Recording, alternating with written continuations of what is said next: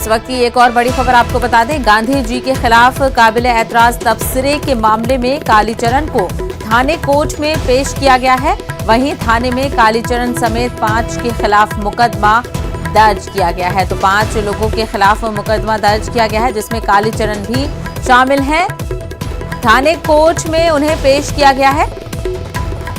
तो पूरा मामला था जहां पर गांधी जी के खिलाफ काबिल एतराज तबसरा किया गया था, जिसमें कालीचरण को थाने कोर्ट में पेश किया गया है और उनके साथ साथ 5 लोगों के खिलाफ मुकदमा दर्ज किया गया है।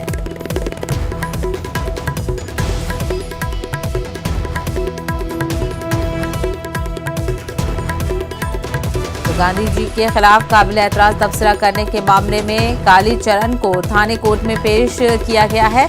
हालांकि इस मामले में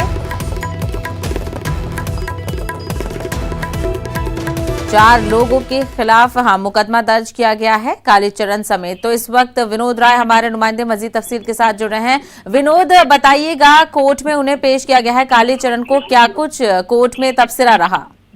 जी बिल्कुल, यदि देखें तो अभी कुछ समय पूर्व ही कालीचरण बाबा उर्फ अभिजीत सरक को यहाँ पर थाने कोर्ट में प्रोड्यूस किया गया है। थाने पुलिस का कहना है कि उनकी पुलिस कस्टडी लेने का प्रयास वह करेंगे।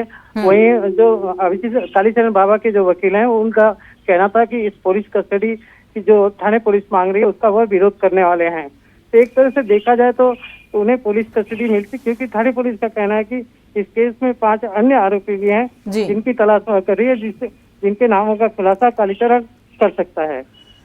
बिल्कुल विनोद, जो और 5 लोग हैं उनमें कौन कौन शामिल है, क्या इस हवाले से जानकारी? जी बिल्कुल, ये देखें थाने पुलिस का कहना है चूंकि जो एफआईआर दर्ज की गई है वो कालीचरण के नाम पर दर्ज की गई है और अन्य के नामों का खुलासा जो कंप्लेनेंट है महाराष्ट्र के जो मंत्री है जितेंद्र रावत, उन्होंने नहीं किया है। तो उन नामों का खुलासा कालीचरण ही कर सकता है। तो इसके लिए आप पुलिस कस्टडी लेने का प्रयास वह कर रहे हैं। चलिए, तो अब देखना ये होगा कि उनको कितने दिन की पुलिस तहवील मिलती है। विनोद, हमसे बात करने के लिए बेहद शुक्रिया। जी